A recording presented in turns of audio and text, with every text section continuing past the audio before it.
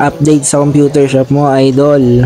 Eto, idol, tatlo na yung aking computer. Nabili ko siya nung June 4, hindi lang ako nakapag-upload ng mga vlog ko kasi sobrang busy ko pa. Naka Ryzen 7 na yun, idol. Pwede ka na dumaki dito para mag-lol. Talaga namang sulit ang iyong pag-lol dyan. Tapos may sound trip pa. Pwede ka pa magpaluto ng kanton. Dito nga guys ay kukunin namin yung computer na isa naming binili. Dito nga pala ako bumibili sa PC at sa may tapat ng SM. Pag maghahanap kayo ng computer dito na kayo bumili. Yan nga pala yung computer, naka-build na, naka-ready na. Kukunin ko na lang. At dito guys, naiuwi ko na nga pala yung computer. Bubuuin ko na lang. I-set up ko na para mapaglaro na ng mga bata. Habang binubuo ko nga pala yung computer guys, kita nyo naman may naglalaro pa ng mga bata.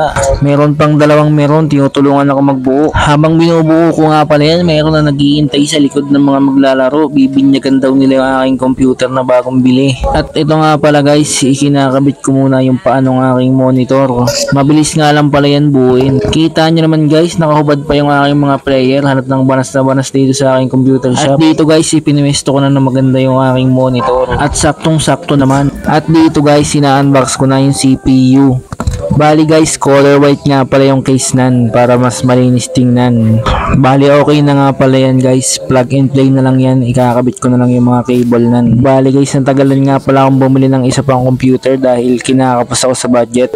Kita nyo naman guys, saktong sakto. Naka-ready na talaga yan para sa tatlong computer. Bali road to 4 PC na nga pala ako. Malayo pa pero malayo na. Shoutout kay Rogen Rodriguez Prado. Kailan ka dadayo? Yan nga pala yung mga kinabit na RAM, bali dalawang 8GB yan. At yung keyboard ay mumurahin nga lang pala yung binili ko, A4 Tech lang muna. Saka na magmaganda pag nakakaluwag-luwag na. Di ba mga kaitik?